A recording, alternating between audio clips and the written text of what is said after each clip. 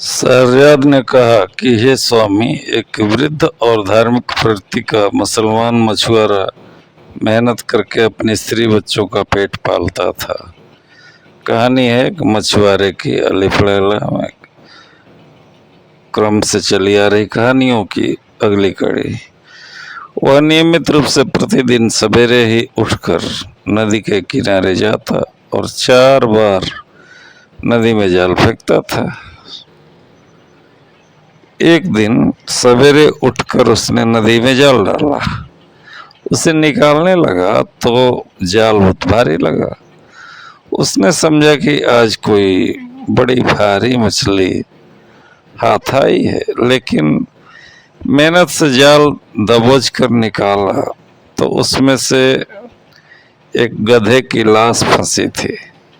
उसे देखकर जल भुन गया। उसका जाल भी गधे के बोझ से जगह जगह फट गया था। उसने संभाल कर फिर नदी में फेंका। इस बार जो खींचा तो उसमें सिर्फ मिट्टी और कीचड़ भरा मिला। वह रो कर कहने लगा कि मेरा दुर्भाग्य तो देखो, 2-2 बार मैंने नदी में जाल डाला और मेरे हाथ कुछ नहीं आया। मैं तो इस पैसे के अलावा और कोई व्यवसाय जानता भी नहीं। मैं गुजर बसर करने के लिए क्या करूं? उसने जाल को धो धाकर फिर पानी में फेंका। इस बार भी उसके हाथ दुर्भाग्य ही लगा।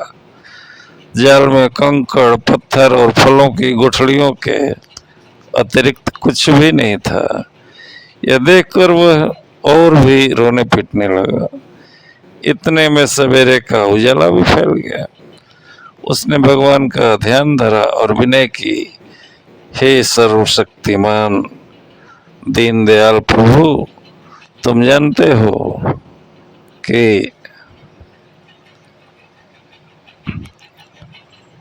मैं हर रोज सिर्फ 4 बार नदी में जाल फेंकता हूँ। आज 3 बार फेंक चुका हूँ और कुछ हाथ नहीं लगा और मेरी सारी मेहनत बेकार गई। अब 1 बार जाल फेंकना रह गया है। अब तू कृपा कर और नदी में से मुझसे कुछ दिलवा दे और मुझ पर इस प्रकार दया कर जैसे किसी समय हजरत मूसा पर की थी। यह कहकर उसने 4थी बार जाल फेंका और खींचा तो भारी लगा।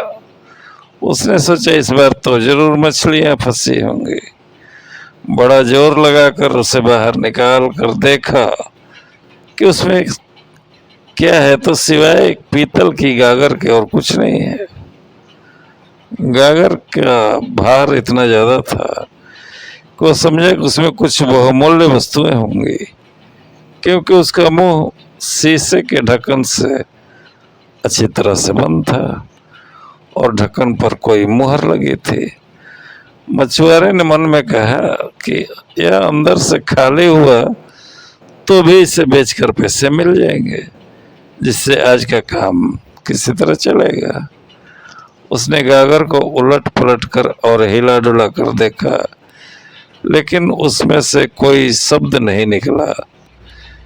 फिर वह कहीं से एक चाकू लाया और बहुत देर तक मेहनत करके उसका मुंह खोला। अब वो झांक कर गागर के अंदर देखने लगा, लेकिन उसे कुछ दिखाई नहीं पड़ा। उसी समय उसने देखा कि गागर से धुआं निकल रहा है। वह आश्चर्य से देखने लगा कि आखिर देखें होता क्या है। गागर में से बहुत सा धुआं निकलकर नदी के ऊपर आकाश में फैल गया। कुछ ही देर में वहां धुआं सिमट कर एक जगह आ गया और उसने एक भीषण दैत्य का आकार ले लिया। मछुआरा घबरा कर भागने को हुआ, लेकिन उसने सुना कि दैत्य हाथ उठाकर कह रहा है कि ये सुलेमान, मेरा अपराध क्षमा कीजिए, मैं कभी आपकी आज्ञा का उल्लंघन नहीं करूंगा। मछुआरा यह सुनकर अपना डर भूल गया और बोला, अरे भूत, तो क्या बक रहा है? सुलेमान को मरे 1800 वर्षों से अधिक हो गए हैं। तू कौन है? मुझे बता कि तू इस गागर में किस प्रकार बंद हो गया। दैत्य ने उसे घृणा पूर्वक देखकर कहा, तो बड़ा बदतमीज है, मुझे भूत कहता है। मछुआरा बिगड़ कर बोला, और कौन है तू? तुझे भूत न कहो तो और गधा कहूं? दैत्य ने कहा, मेरे मरने में अब अधिक दैत्य ने क्या कहा, तेरे मरने में अब अधिक समय नहीं है, मैं तुझे शीघ्र ही मार डालूंगा। तो अपनी बक बक बंद कर और मुझसे बात ही करनी है तो जुबान संभाल के कर। मछुआरा बोला, तू मेरी हत्या क्यों करना चाहता है? क्या तू इस बात को भूल गया कि मैंने ही तुझे गागर के बंधन से छुड़ाया है? दैत्य बोला, मुझे भली प्रकार ज्ञात है कि तूने ही गागर खोली है, लेकिन इस बात से तेरी जान नहीं बच सकती। हाँ, मैं तेरे साथ एक रियायत करूंगा। मैं तुझे यह निर्णय करने का अधिकार दूंगा कि मैं किस प्रकार तुझे मारूं। मछुआरे ने कहा, तेरे हृदय में जरा भी न्यायप्रियता नहीं है। मैंने तेरा क्या बिगाड़ा है कि तू मुझे मारना चाहता है? क्या मेरे इस एहसान का बदला तू इसी प्रकार देना चाहता है कि अकारण मुझे मार डाले? दैत्य बोला, अकारण नहीं मर रहा, मैं तुझे बताता हूं कि मुझे मारने का क्या कारण है। तो ध्यान देकर सुन। मैं उन जिन्नों में से हूं जो नास्तिक थे। अन्य दैत्य मानते थे कि हजरत सुलेमान ईश्वर के दूत हैं और उनकी आज्ञाओं का पालन करते थे। सिर्फ मैं और एक दूसरा दैत्य जिसका नाम साकर था, सुलेमान की आज्ञा से विमुख हुए। बादशाह सुलेमान ने क्रुद्ध होकर अपने प्रमुख मंत्री आसिफ बिन बहरी रहिया को आदेश दिया कि मुझे पकड़कर उसके सामने पेश करे। मंत्री ने मुझे पकड़कर उसके सामने खड़ा कर दिया। सुलेमान ने मुझसे कहा कि तू मुसलमान होकर मुझे पैगंबर मान और मेरी आज्ञाओं का पालन कर। मैंने इसे इनकार कर दिया। सुलेमान ने इसकी मुझे यह सजा दी है कि मुझे इस गागर में बंद किया और अभिमंत्रित करके शीशे का ढक्कन इसके मुंह पर जड़ दिया और उस पर अपनी मुहर लगा दी और एक दैत्य को आज्ञा दी कि गागर को नदी में डाल दे। अतः वो मुझे नदी में डाल गया। उस समय मैंने प्रण किया कि 100 वर्षों के अंदर जो आदमी मुझे निकालेगा उसे मैं इतना धन दे दूंगा कि वो आजीवन सुख से रहे और उसके मरणोपरांत भी बहुत साधन उसके उत्तराधिकारियों के लिए रह जाए। इस अवधि में मुझे किसी ने न निकाला। फिर मैंने प्रतिज्ञा की कि अब 100 वर्ष के अंदर जो मुझे मुक्त करेगा मैं उसे संसार के सारे खजाने दिलवा दूंगा। फिर भी किसी ने मुझे न निकाला। फिर मैंने प्रतिज्ञा की कि 100 वर्षों की तीसरी अवधि में जो मुझे मुक्त करेगा उसे मैं बहुत बड़ा बादशाह बना दूंगा और हर रोज उसके पास जाकर उसकी 3 इच्छाएं पूरी करूंगा। जब इस अवधि में भी किसी ने मुझे न निकाला तो मुझे बड़ा क्रोध आया और उसी अवस्था में मैंने प्रण किया कि जो मुझे अब बाहर निकालेगा मैं अत्यंत क्रूरता पूर्वक उसके प्राण लूंगा। और हाँ, उसके साथ इतनी रियायत करूंगा कि वह जिस प्रकार से मरना चाहेगा मैं उसे उसी प्रकार से मारूंगा। अब चूंकि तूने मेरी इस प्रतिज्ञा के बाद मुझे निकाला, इसलिए अब तू बता कि तुझे किस प्रकार मारूं। मछुआरा यह सुनकर बहुत आश्चर्यचकित हुआ, भयभीत भी हुआ और सोचने लगा कि दुर्भाग्य ही मेरे पीछे पड़ गया है, जो मैं भलाई करके उसके बदले मृत्यु दंड पा रहा हूं। वह गिड़गिड़ा कर दैत्य से बोला, भाई तुम अपनी प्रतिज्ञा भूल जाओ, मेरे छोटे छोटे बच्चों पर दया करो। यदि तुम्हारी समझ में मैंने कोई अपराध किया है तो भी मुझे क्षमा कर दो। क्या तुमने सुना नहीं कि जो दूसरों के अपराध क्षमा करता है ईश्वर उसके अपराध क्षमा करता है।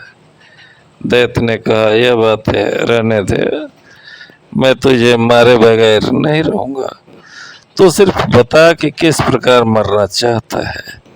मछुआरा अब बहुत ही भयभीत हुआ, क्योंकि उसने देखा कि दैत्य उसे मारने का हठ नहीं छोड़ रहा है। अपने स्त्री पुत्रों की याद करके वह अत्यंत दुखी हुआ। उसने एक बार फिर दैत्य का क्रोध शांत करने का प्रयत्न किया और उससे अनुनय पूर्वक कहा, हे दैत्यराज, मैंने तो तुम्हारे साथ इतनी भलाई की है, तुम इसके बदले मुझ पर दया भी नहीं कर सकते। दैत्य बोला, इसी भलाई करने के कारण तो तेरी जान जा रही है। मछुआरे ने फिर कहा, कितने आश्चर्य की बात है कि तुम अपने उपकार करता के प्राण लेने पर तुले हो। यह मसल मशहूर है कि अगर कोई बुरों के साथ भलाई करता है तो उसका कुपरिणाम ही नहीं उठाता है। यह कहावत तुम्हारे ऊपर पूरी तरह लागू होती है। दैत्य ने कहा, तुम चाहे जितने सवाल जवाब करो और चाहे जितनी कहावतें कहो, मैं तो तुम्हारी जान लेने के प्रण से हटता नहीं। मछुआरे ने अंत में अपनी रक्षा का एक उपाय सोचा। वह दैत्य से बोला, अच्छा, अब मैं समझ गया कि तुम्हारे हाथ से मेरी जान नहीं बच सकती। यदि भगवान की यही इच्छा है तो मैं उसे सब प्रसन्नता पूर्वक स्वीकार करता हूँ, लेकिन मैं तुझे उसी पवित्र नाम की, जिसे सुलेमान ने अपनी मुहर में खुदवाया था, सौगंध देकर कहता हूँ कि जब तक मैं अपने मरने का तरीका सोचकर तय करूं, तुम मेरे एक प्रश्न का उत्तर दो। दैत्य इतनी बड़ी सौगंध कैसे निरुपाय हो गया और कांपने सा लगा। उसने पूछा, पूछ, क्या पूछना चाहता है, मैं तेरे प्रश्न का उत्तर दूंगा। मछुआरे ने कहा, मुझे तेरी किसी बात पर विश्वास नहीं होता। तो इतना विशाल काय प्राणी है, इतनी छोटी सी गागर में कैसे समा गया? तो झूठ बोलता है। दैत्य बोला, जिस पवित्र नाम की सौगंध तूने मुझे दिलाई है, मैं उसकी साक्षी देकर कहता हूँ कि मैं उसी गागर में था। मछुआरे ने कहा, मुझे अभी विश्वास नहीं है कि तू सच कहता है। इस गागर में तो तेरा एक पाँव भी नहीं आ पाएगा। तो पूरा का पूरा किस तरह इसमें समा गया? दैत्य ने कहा, क्या मेरे इतने बड़ी सौगंध से भी तुझे विश्वास नहीं आता? मछुआरा बोला, तेरे कसम खाने से क्या होता है? मैं तो तभी मानूंगा जब तुझे अपनी आंखों से गागर के अंदर देखूं और उसमें से आती हुई तेरी आवाज सुनूं। यह सुनकर दैत्य फिर धुएं के रूप में परिवर्तित हो गया और सारी नदी पर फैल गया। फिर वह धुआं रूपी दैत्य एक स्थान पर इकट्ठा हो गया और धीरे धीरे गागर में जाने लगा। जब बाहर धुएं का नाम और निशान न रहा तो गागर के अंदर से दैत की आवाज आई, अब तो तुझे मालूम हुआ कि मैं झूठ नहीं बोल रहा। इसी गागर में बंद था। मछुआरे ने कहा मछुआरे ने इस बात का उत्तर न दिया। उसने गागर का ढकना जिस पर सुलेमान की मुहर लगी थी गागर के मुंह पर रखा और उसे मजबूती से बंद कर दिया। फिर बोला, ओ दैत, अब तेरी बारी है कि तू गिड़गिड़ा कर मुझसे अपना अपराध क्षमा करने को कहे, या फिर मुझे यह बता कि तू स्वयं मेरे हाथ से किस प्रकार मरना चाहता है।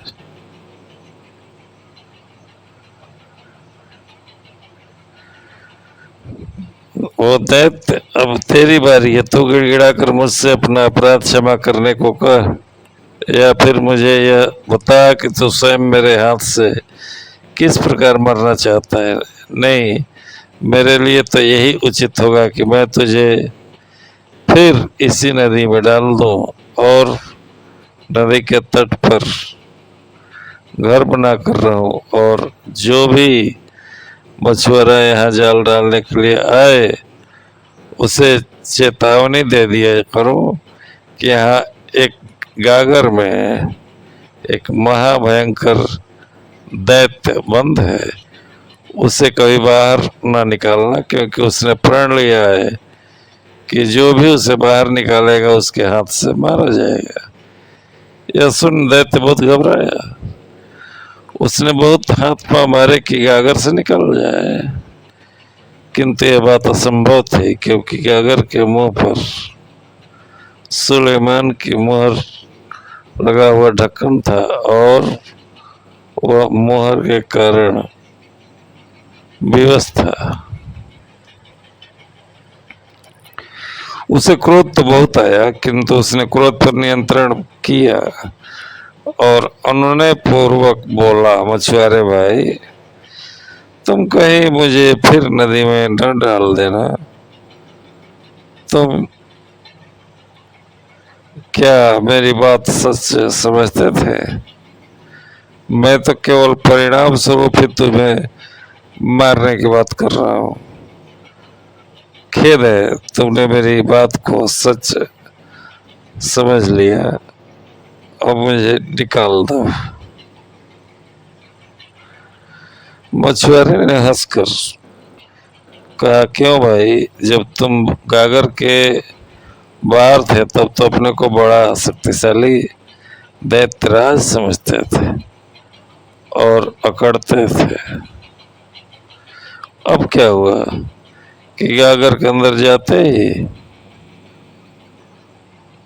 अपने को बड़ा दीनहीन समझ रहे हो। मैं तो अब तुम्हें नदी में जरूर डालूंगा और प्रलय काल तक तुम इसी गागर में नदी में बंदी बने रहोगे। दैत्य ने कहा, भगवान के लिए मुझे छोड़ दो, नदी में वापस फेंकने के इरादा ही छोड़ दो। इस प्रकार दैत्य ने बड़ी दीनता से छुटकारे की भीख मांगी, बहुत अनुनय भी नहीं की, लेकिन मछुआरा टस से मस नहीं हुआ। फिर दैत्य बोला, यदि तुम मुझे इस बार छोड़ दो तो मैं तुम्हारे साथ खड़ा हो जाऊंगा। यदि तुम मुझे इस बार छोड़ दो तो मैं तुम्हारे साथ बड़ा उपकार करूंगा। मछुआरा बोला, तू महाधूर्त है, मैं तेरी बात पर कैसे विश्वास करूं? अगर मैंने तुझे छोड़ दिया तो फिर तू मुझे मारने का क्या होगा? मारने को उद्यत हो जाएगा। तो इस उपकार का भी मुझे ऐसा ही कुफल देना।